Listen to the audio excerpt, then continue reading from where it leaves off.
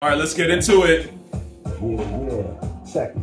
Oh man, very kind of underground Common for those who know. Life of smoking and drinking. So lately I've been thinking. Facts. Thinking. Yo, Common murders us, right? Hoes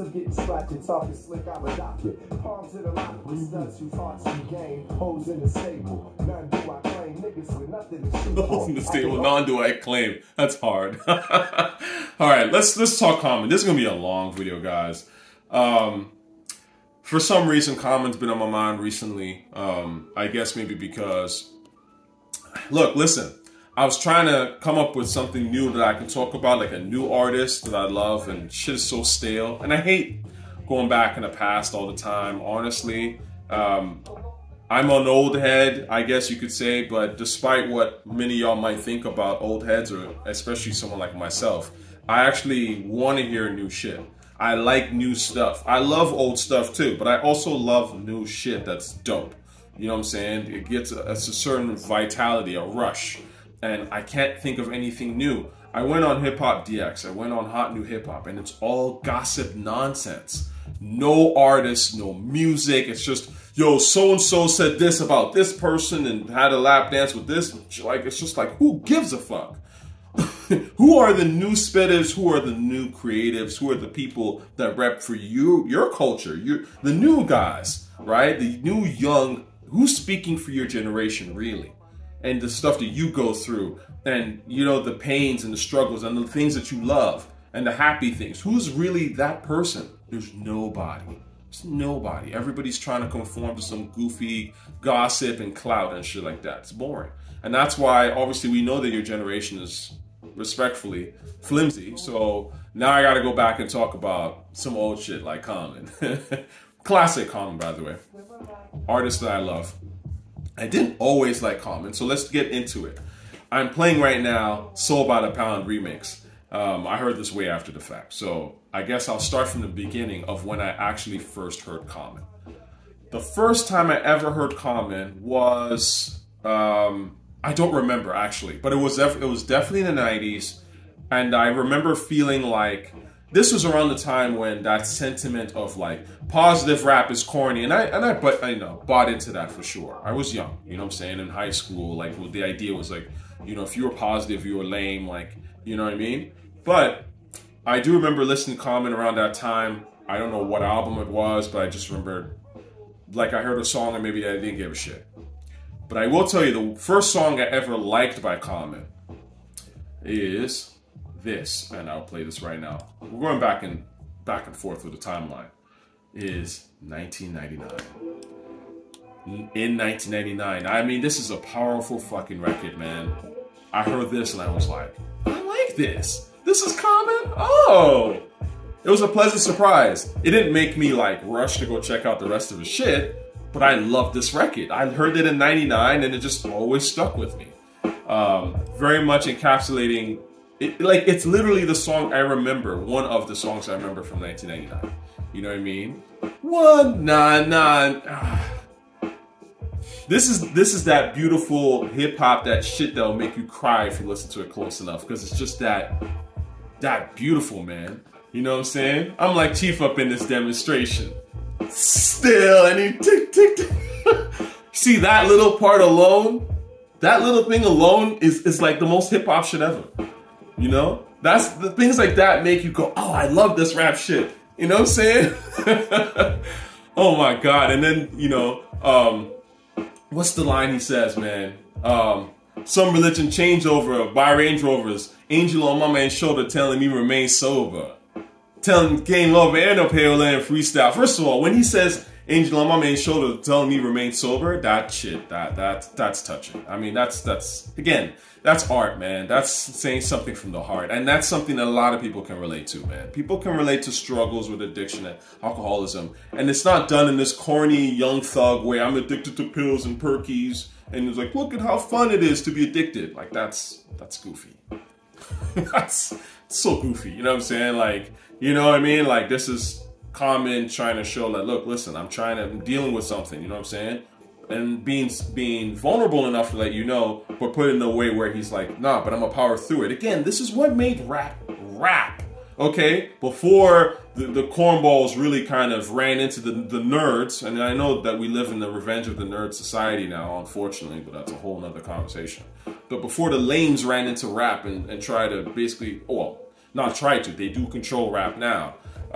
This is the kind of stuff that stuck to brothers, you know what I'm saying, that we listen to and went, yeah, I respect where you're coming from, you know what I'm saying? So, the point is I heard this, I liked it, but I wasn't like going to go and check out all of Common's material. It just, you know, again, I was so into other shit. You know what I'm saying? In '99, I was listening to like Missy and Mobb Deep and Snoop and Method Man and, you know, like more of the danceable, you would even say more mainstream stuff. You know what I'm saying? So I wasn't really focused so much on Common. You know what I'm saying? I liked Mos Def though. That was someone that I always just kind of liked right off the bat. But if I was, and again, I think I may have talked about Mos recently, and if I haven't talked about Mos, I definitely need to do a video on Mos, because Mos to me was like the leader of that conscious shit. He to me, had he been more active, he may have, in a way, maybe changed the game for real. I mean, he did change the game, but what I'm saying is, he made being conscious cool in a way that I don't think the other rappers did, if that makes sense. You know, he really had that star power. Anyway. So I hear this, I'm like, this is dope, cool.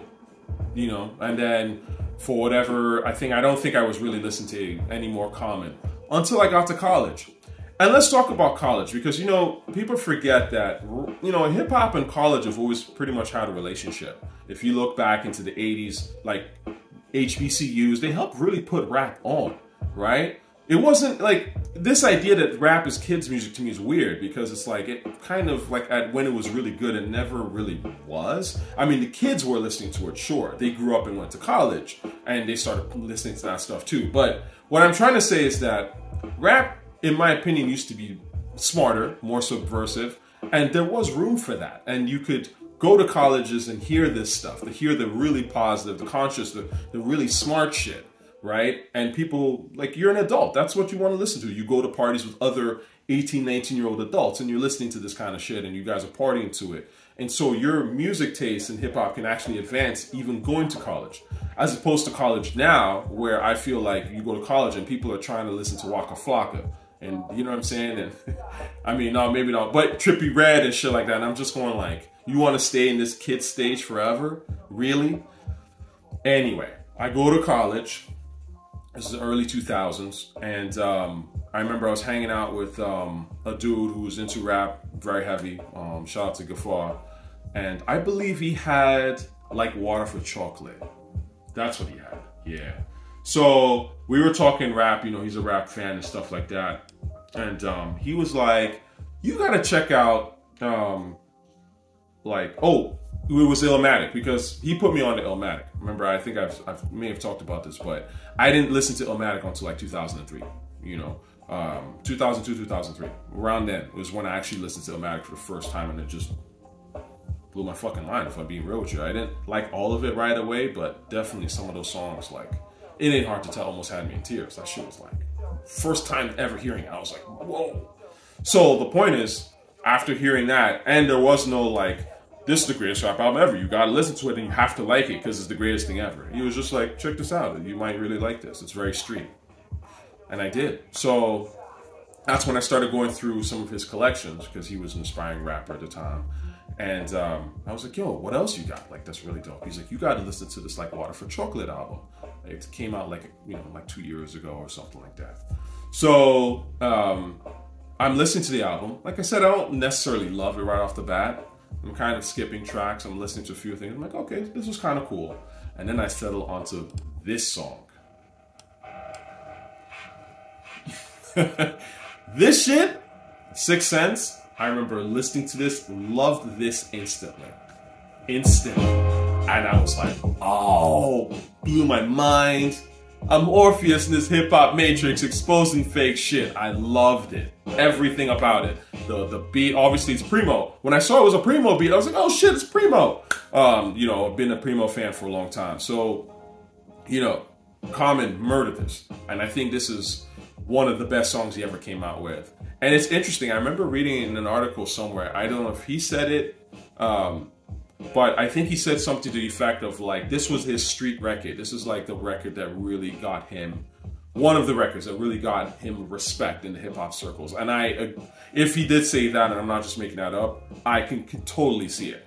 Because again, it's about the production. It's not to say that Common's production was bad before this or whatever, but when you get that real hip hop, that stick to your ribs hip hop, and you kill it and you make it your own and you embrace it and do really well, people in hip hop respect that shit. You are now part of the club in a way. So this was the record for me. I heard this and I was like, to me at the time, in the early 2000s, like 2003, 2004, when I was really starting to go back and dig into Nas's and Common's catalog, they were my two favorite rappers. I was like, these guys gotta be the best rappers ever. Like, I was that blown away by Common, honestly. Now, Common I put on my list, I think he's around 17 or 16 greatest rappers. Again, it's a list, it doesn't really mean a whole lot. He's a great rapper, there's a lot of great rappers. I mean, there's not that many that are, I would say, top. Once you start getting into the top 20 area, top 30, top 20, that's really like, you know, that's royalty, essentially. And Common is rap royalty, for sure. He has so much stuff. But I love this record. And so this is what made me, so, okay, you know what? Let me go back. Let me just dig and find out everything I can about Common and listen to the shit. So, we're gonna go back. Soul by the Pound remix. I listened to Common's first album. I didn't care for it at the time. I haven't heard it since. But I did like this Soul by the Pound remix. Booming and booming and booming in your Jeep. I like that shit. Well, it was, you could tell it was an earlier style of Common. Very 1992, you know, kind of thing. Beat Nuts, I think. You know, he had a certain vibe. And so I didn't care for it. But I like this song. And then I listened to Resurrection. And I really liked Resurrection, actually. I thought Resurrection was super dope. We can talk about the bangers on there. There's a lot of them. Communism was one of my favorites off the rip. I used to love her, of course. It's phenomenal. Let's take a look on Resurrection. And this is where he became more of like the Chi-Town Nas, which he says himself. Like, he heard Illmatic. Again, that's what great rappers do. What great rap does, it influences the next generation. You can't be a great rapper and you influence bullshit, right? If people say, oh, Lil Wayne, he has this, you know, he's one of the greatest rappers because of his influence. Well, he influenced the bullshit. So, like, I mean, you're obviously not a great rapper. You're obviously not one of the GOATs. Nas came out Illmatic and influenced Biggie, Common, Mobb Deep, Jay. That's a great rapper. That's how you talk about influence, okay? So anyway, this album has a lot of dope stuff. I totally recommend you listening to this. If you really want to skip Common's first album that I was talking about, you can skip that shit. Listen to Soul by the Pound. But you can, in my opinion, kind of skip that first album. To me, this is where Common, the roots of Common that we know now, take hold. Right away, you start off with Resurrection, which is phenomenal. Pete Rock put his foot in that, great song. I love the remixes, the Large Pro remix. There's two Large Professor remixes. There's the Extra P remix and the Large Pro remix. I prefer the Large Pro remix. I think the Large Pro remix is gorgeous as hell. The Extra P remix is cool too, don't get me wrong. But phenomenal song. And the video is also phenomenal. I actually really like, if you can find it online, there's the Resurrection video put to the Large Pro remix, instrumental. It's just art, man. It's total art, like, honestly. Again, that's the kind of stuff that, to me, makes rap. It's about people. It's about us growing up. It's about, you know, like, I watch that and I feel like I get a glimpse into Chicago. You know what I'm saying? Like, black folk in Chicago, how they're living. You know what I'm saying? So, like, these are all the little things that made rap just so much cooler than every other genre of music. And they've all gone now. Like, you don't see that sort of anthropological, that study, that warmth anymore. So rap's gone very, very cold, unfortunately. Anyway, Resurrection, I used to love her. I'm looking at the list here. In My Own World, Check the Method. That was cool too. That's all right. I mean, there's great songs here. Communism, obviously. Maintaining is cool. I think Rich Man versus Poor Man, if I remember correctly, was also pretty dope. So that album I think is definitely a must listen.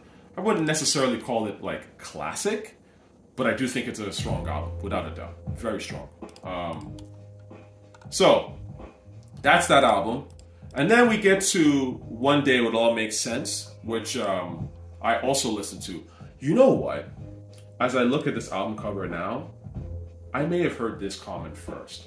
Maybe that's why I wasn't so big on Common. Yeah, I may have heard this first. Back in the day. This came out in 97. Yeah, it's possible. Because I remember liking Invocation, but the rest of it I just didn't care for, honestly. Like there's Retrospect for Life with Lauryn Hill. I was like, the beats on this, G.O.D. I mean, he was saying real shit, but the beats didn't really do it for me, you know? So, I don't know. It's been a really, really long time since I've heard this in full. Check it out, see what you think. So, just to continue, right? I didn't care for this album, and it's been a long time since I've listened to One Day It All Makes Sense. No ID, Twilight Tone, so they had done some of the production on this as well, like No ID had done on Resurrection. I actually think that No ID's best beats overall, in my opinion, that he made in his career were on Resurrection in general. But this is kind of like the last album where I think you saw Common, Twilight Tone, and like, you know, No ID kind of like being like the spiritual, the producers and the lead of these things, right? And then he starts to move into like Water for Chocolate, which, like I said, is the album that really put me on the Common. But let's backtrack a little bit since this instrumental is playing. Shout out to Saukrates. These dudes and dudes. This is classic. Canadian, Chicago, you know, Toronto, Chicago connection. I don't know when this was recorded. I'm assuming this is probably 1996, I believe. It was like 96, 97 era. Classic. Common kills it. Saukrates also was real dope on it. Great beat. No idea, I think, did the beat. So Common was doing this thing, you know? So I totally recommend checking this out. It's a little known record, but it's dope. And there's multiple versions. Most Def's there's like the original version. There's the second version, also done by No ID. Yeah, so check that out. And then there's a 99 version. So some cool shit, no doubt. Anyway, moving on. So around this time, like 2000-ish, we get like Water for Chocolate, which is Common kind of going more into Dilla and stuff like that, right? So one thing I forgot to mention, let me go back in time just a tad, is I'm gonna go back to like 98, right? Another thing that actually really made me check out more Common was this particular record, was Respiration. I didn't hear this in real time, quote unquote. I think I heard this maybe like 2 years after, I want to say. You know, it's interesting. I look at it now, man. There was just so much dope shit that like, it's like if you weren't, I mean, there was so much dope shit that I was just checking out necessarily at the time. And so if I wasn't like really into an artist, I probably didn't check them out because there was so much dope shit coming from my favorite people. I might have really liked a song. So the point is, I like this record. I thought Respiration was fire. I mean, Common murdered this, you know what I'm saying? Really, really killed it in my opinion. So this had come out. Another one of those things where I said to myself, you know what? I should listen to more of this guy, Common. But let's go to like Water for Chocolate, which, like I said, is really the time when I started to fuck with Common super heavy.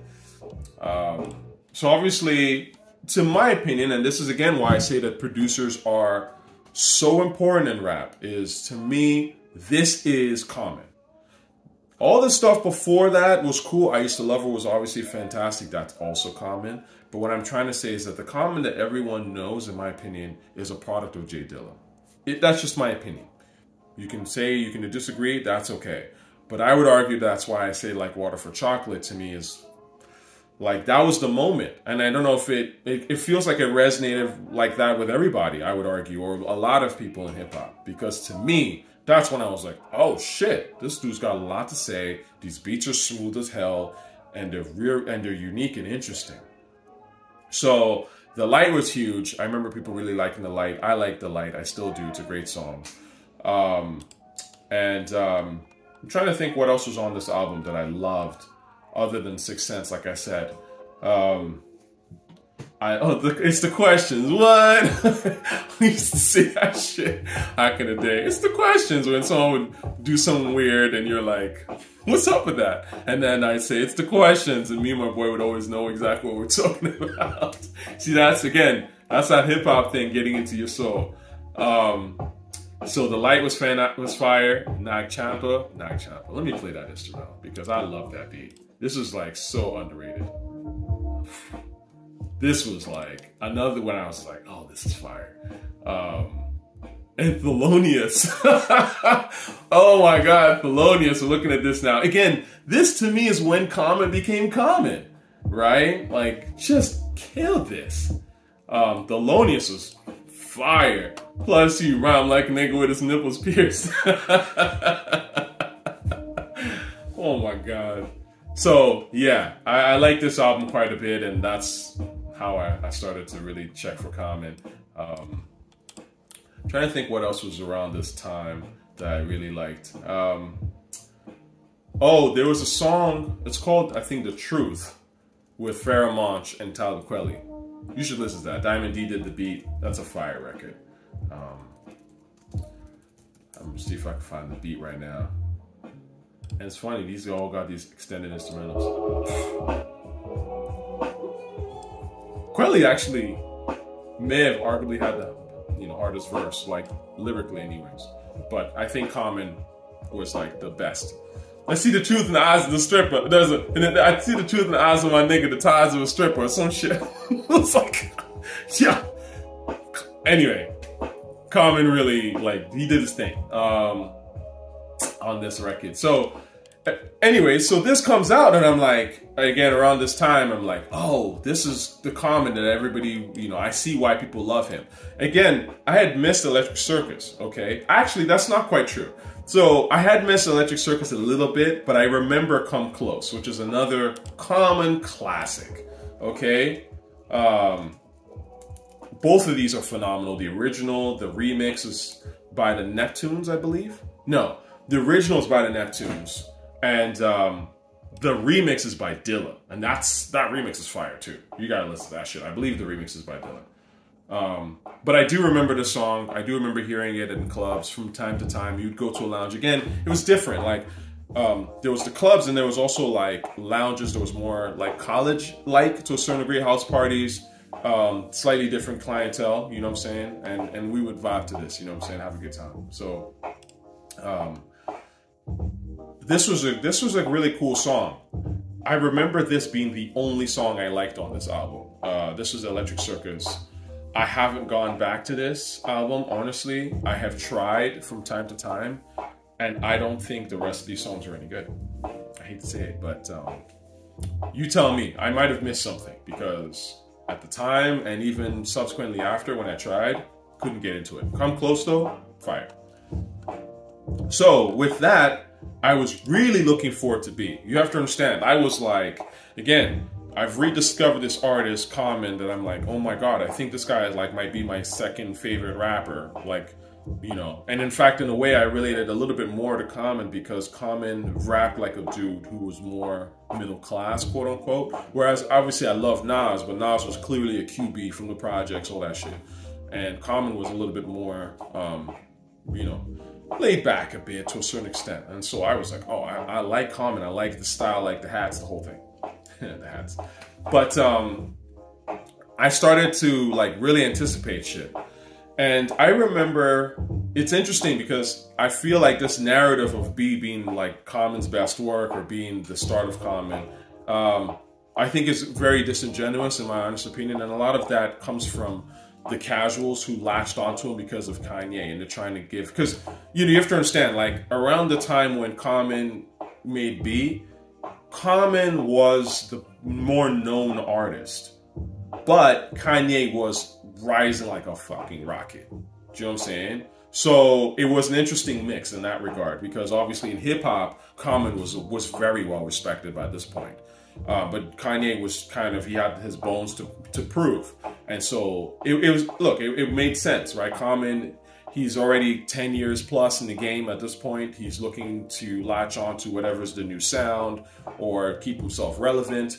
And Kanye's looking for clout, essentially. Like, and look, he's from Chicago. And it's not like they don't know each other. I'm not saying that it was all clout. But clearly, that's one of the things that helped establish Kanye as being a hip-hop head, is associating with Common, Talib Kweli, most definitely. He even said it himself that he did that shit to get his way in the door for credibility, right? Not that he really give a fuck about underground rap like that. I mean, those are his words, not mine. But the point is that, you know, this was kind of like a pivotal career thing for Common. I respect that and I understand that. But I have to say that as someone that like heard this album in real time and even the run up to it, I was like, I don't know if I like this shit. The first thing that I remember hearing, I believe, was maybe The Corner. I don't remember if it was The Corner or if it was The Food on Chappelle's show. Now, The Corner, I personally did not like. I thought it was whack. I mean, I still think that song was weak. I mean, it doesn't sound as whack now as when I heard it, but that's also because the rap game has devolved into like extreme versions of whackness. So what was whack in 2002, 2003 is like actually not so whack compared to what's now, right? Because obviously standards have dropped. But yeah, I didn't like The Corner. I still don't like The Corner. But The Food, I fucking loved. Let me play The Food right now. When Ye did this on Chappelle's show, Common did on Chappelle's show, I mean, I saw it in real time, right? And I remember being like, this shit's fire. Like, this is like hard. Now, I was really looking forward to this on the actual album. And I think this is what kept my interest up for it, because I was like, oh, okay, well, I don't really care about The Corner. But I like The Food. Or maybe it was the other way around. Again, I just remember that I didn't like The Corner, but I loved The Food. And I loved the Chappelle live version because that's the one I saw. And I just remember thinking that they really killed it. It was like the first time anybody, I think, had really seen Kanye. So I loved it, actually, I have to say. And I still think The Food holds up very well. And it's definitely one of the best songs that Kanye and Common did together. So I have to respect, you know, Kanye for that one. So the project drops. I'm listening to it, right? Like I said, I didn't like Corner. I loved Go right away. And it's interesting because I used to say that it was the strongest song on the entire album. And I remember, I don't know if it was because it was John Mayer on it, but I remember heads hating on that song a bit because they were like, oh, it's just some flimsy pop thing. And I was like, well, I mean, to me, that's Kanye, right? He's a pop artist. He's a pop producer. You know, he's not like a real hip hop DJ Premier. Like, as much as, you know, the accolades and the write-ups want us to believe and the casuals want him to believe that Kanye is this sort of like super ill, like hip hop on the level of a Primo or RZA. It's not like that, right? Like, Kanye is a pop producer. He makes R&B sounding shit. So to me, that's when, you know my name, right? You don't know my name. Like, that's when Kanye, to me, is really at his absolute strongest. So the point is that I loved Go. I still love Go. I think Go is a fantastic song. And really worked. In fact, let me play that beat, because this beat was fire to me. This is so fire, even J. Cole actually did a Knockin' on Wood freestyle to this beat. And I used to say this is one of the most energetic Cole ever sounded, right? Check it out, Knock on Wood. Again, that's why I always think it's funny when I have people in the comments who are like, yo, you just stuck in the past, you old. It's like, well, I mean, if I'm disrespecting J. Cole in your opinion because I'm old, you have to also keep in mind that I probably heard J. Cole before you did. And I probably know his records better than you do, Stanley. Anyway, moving on. So, I'm listening to the album. Faithful, I did not like. My brother loved that shit. By the way, I have a brother who's a huge Kanye fan. So we have these debates about Kanye and all this stuff all the time. Not so much anymore, because, I mean, that's the thing. When you're young, you stand these rappers, but then life comes at you. You get kids and family and all that stuff. And you don't listen to music no more, right? And it was pop. You just kind of move on to other things, respectfully. So, what else was on here? Testify, I hated that song. Oh my God, I thought that beat was so messy. Love is fire. So this is the other thing that I thought was really interesting about the B album was I felt that this was one of the first forced classics, in my opinion, that I remember in real time. I mean, maybe Marshall Mathers LP, maybe, but this was a forced classic if I've ever seen one. Because it was like, I kept seeing like, I don't know if it was Rolling Stone and a bunch of articles were like, this is the classic, this is Common's classic. And I was like, well, Common already has a classic. If we're gonna call it that, it was Resurrection. You know what I mean? That was kind of what the hip hop heads were saying in a sense, right? And all out of nowhere, these like newbies were like, no, this is the classic. And we were like, it just came out. Like, first of all, not all of these tracks are great. So how is this classic? But if you keep forcing it, and you force it to a whole new generation of people who weren't around and don't know about your previous material, you can create this idea of something being a classic, even though it's far from it. You know what I mean? So I liked the Dilla records, and I thought that the Dilla beats were actually the strongest overall in the album, with the exception of Go, right? Go was a great beat, great song. But in terms of like actual sort of like rap records, I thought Dilla had the better beats. And that's what I also thought was really funny, because obviously everyone was talking about Kanye. And again, I get it. It's part of the promo. Kanye and his team know very well what they're doing. They knew that latching onto Common is that credibility, and they're going to play that up as much as they can. So they did. Now, the rest of this, yeah, Shy City, I don't remember that song at all. The Food Live was fantastic. I think Kanye made that beat. Like I said, I love that song, and I thought that song was really dope. Real People, Don't Care About That. They Say, Don't Care About That. H.E.R. World, Dilla Did That was fire. So, you know, it was kind of equal to me. I just kept hearing a lot of Kanye resurrected Common. And I was like, well, but Dilla only had 2 beats on the album, and they were like arguably the best beats on the whole shit. Whereas Kanye had what, like 8 tracks on here? Or, you know, around there, and they didn't, you know, this is what I'm talking about. And again, someone might say, yo, you have a vendetta against Kanye. It's not like that. But honestly, a lot of the stuff I've been saying about Kanye, I think people are starting to realize what I was talking about. I mean, I was maybe ahead of the curve, but I kind of saw it for what it was. When you listen to hip hop long enough, certain things become obvious, honestly. So this beat's fire. It's Your World, Kanye, Dilla. Anyway, so this was a big deal at the time, really kind of brought Common in the face of the hipsters, I would say, and the newer generation of people who probably weren't familiar with 6th Sense and some of the other stuff, you know, Kanye fans in particular. And Kanye, like I said, was taking off like a fucking rocket. He had the casuals from day one, right? You have to remember, College Dropout, I think one of the songs, maybe Slow Jams, hit #1 on Billboard. Right, at a time when rap records weren't really doing that, right? Or so-called rap records, like I said, it was kind of, to me, a pop, R&B, hip-hop hybrid. So there was a lot of people that weren't into rap that liked Kanye, like right off the bat. Like they were like, this is our guy. And so they obviously, people in hip-hop saw that, and, you know, it goes both ways. They obviously try to have a relationship with Ye because, first of all, Ye is actually a pretty good producer. Again, I'm not taking anything away from Ye. I don't think Ye is complete trash. I do think the stuff that, as a producer, he can be very good. Again, I don't think his stuff is premiere good. I don't think it's peak rock good, but I do think it's good, for sure, when it's done well. Now, so it made perfect sense. It's like, okay, I'm gonna, you know, get a relationship with this guy who's blowing up like crazy. Casuals are latching onto this nigga.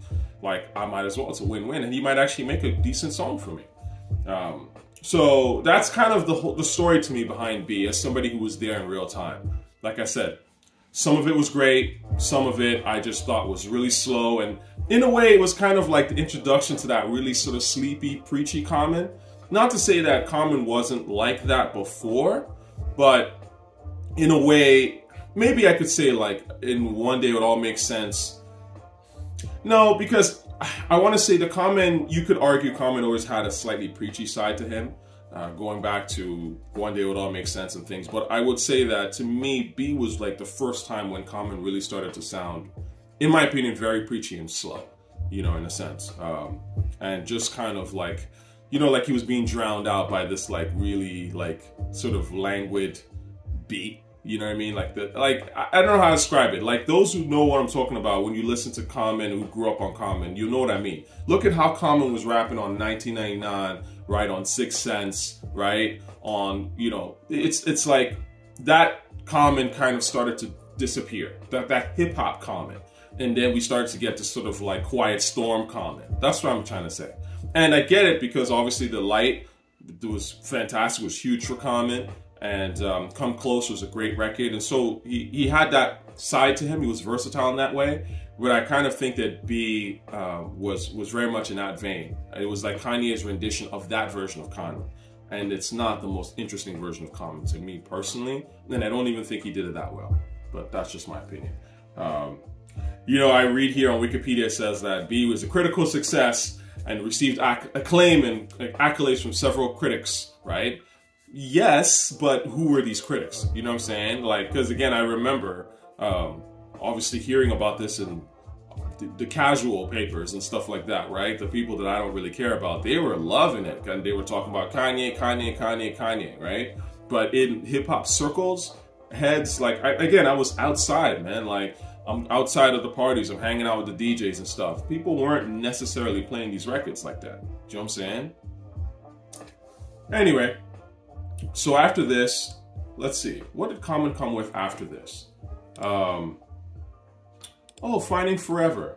So Finding Forever had The Game that Kanye did. Yeah, I like this song. It was cool. Yeah, I actually thought Primo did this for a second. I was like, it sounds like Primo, but it's not Primo. And then I found out that Primo did the scratches. And probably maybe, you know, you never know, maybe they were making it together. Kanye made the beat and Primo might have been like, try this or whatever. You never know.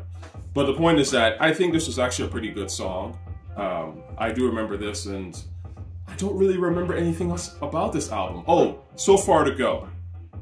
Dilla, yeah, fire. Great song with D'Angelo. We used to play that every now and then in the lounges, you know what I mean? This was back in 2007. And I feel old hearing, you know, listening and looking at that kind of shit, because I do remember like that record. It wasn't huge, but it was a song that it just felt like if you were black, you knew it. Like you were young and black, you knew that song because we would play it at like house parties and shit like that, you know? Even though that was starting to become less and less of a thing, maybe because I was getting older. But anyway, I like that song quite a bit. So Far to Go. But after this, man, you know, Kanye, and interestingly enough, I'm looking at the credits, right? And Kanye did the majority of this album. Again, and no one talks about Finding Forever, right? I don't know, man. I'm not a fan, I guess I could say. I just find Kanye to be very overrated, honestly. People did not care about this album. And I remember when it came out, and I just was like, this is kind of boring. This is around the time I believe Dilla had passed by this point. Yeah, but this neo soul thing, it was cool. I really liked the song, actually. I thought it was just a good vibe, you know what I mean? So that was Finding Forever. Then Common comes out with Universal Mind Control, which honestly, I don't really remember anything of. I just remember the song Universal Mind Control. I remember people being like, this shit sucked or something of that nature. You know, I haven't heard this in years since it came out. It was like a Pharrell Neptunes thing. People really shitted on this record. I'm trying to remember. Yeah, I can see why. This is that. This was whatever. I think it was like a Bambata thing. Like, I don't know. I just didn't care for that shit at all. So yeah, and that was kind of like the last kind of couple of times that I would say I really cared about Common's music. Then he came out with The Dreamer and Believer, which had Ghetto Dreams on it because it had Nas. I remember like that got blown up. Everybody was like, oh, Nas is on the record, all this stuff. And I was like, this song's all right. Like, you know, Nas did well on it. I just think the beat was a letdown. And I remember thinking that back then, but of course it was called H.E.R. Now no one plays that song, respectfully. Even though it had, obviously, you know, Common and Nas, who, it was a huge deal at the time for the Heads. We were so happy to see them together. Again, these are, like I said, Nas and Common were, like, to me, when I started to get into them really heavy, were the guys. They were, to me, like A1 and A2 type thing. So, when they were doing the song together, it was definitely hyped up. I was like, oh shit, I can't wait for that. And then when I heard it, I was like, this is cool, but the beat's a bit of a letdown. Anyway, the rest of this I do not remember. Dreamer and Believer. And then there was Nobody Smiling. I don't know if I even heard this album, to be honest with you. I probably did. I tend to check out Common stuff. I don't really sleep on Common like that. Like if Common puts out something, I will listen to it for the most part. But I think, again, it just kind of got very much into this sort of like neo-soul-y, spoken word vibe where it just everything got slower and preachier, and I just couldn't really get into it, honestly, bro. Like, Common, I think, fell into that. Again, it's funny because I think maybe his... Again, I don't know Common, so I'm just speculating, right? As a dude on the internet speculates. But, I mean, he also was becoming an actor this time, so that's divided attentions. And sometimes, you know, when you want to put out stuff, you're putting out stuff partly because you're inspired, sure, but it's also just content. It's like a way to keep yourself out there and let people remember that you're still a rapper. So you just kind of have a formula. You just stick to like, oh, okay, what was the last thing people like? People like my neo-soul preacher shit, so I'm gonna just do more of that. And I think that also Common started to really get a lot of buzz for being this sort of enlightened. You know, that sort of conscious thing really, you know, Obama's president now. And so there's a lot of stuff that Common was sort of starting to benefit from, I think, media-wise. And I think he just kind of went down this path of like, oh, I'm just going to do more blast poets type music. But it was too sleepy for me. All the beats were sleepy. It was just mad boring. So anyway, that's that. I hope I've covered most of everything. There's one thing I forgot to comment on, and this is actually one of the best diss tracks ever, right? Which you guys should know. For Your Nation, yeah. So when Common and Ice Cube had a little beef, and Common recorded a song called The Bitch In Yoo, and absolutely obliterated this nigga. I didn't hear this in real time, obviously. It was kind of an underground thing.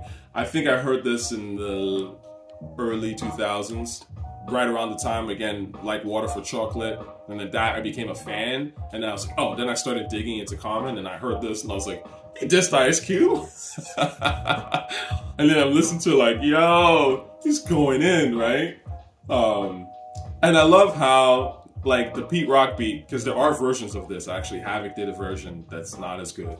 But the Pete Rock beat to me is fire, okay? This is a great beat. And I love how in the sound, he has a girl moaning, kind of. So he's rapping The Bitch In Yoo, like, see, this is what I'm talking about, production, right? Production. The reason why we talk about this diss record to this day is because, yes, the bars were hot, they were scorching, but at the same time, the beat was fire. You can't escape that shit. Oh, yeah. That's brilliant, anyway. So, shout out to Common, man. This was a hot record. And like I said, Common, one of the greatest rappers ever, man. Definitely on that list. And I hope this was helpful to you. Leave a comment. Let me know what you think about your favorite Common records. Peace and love, y'all.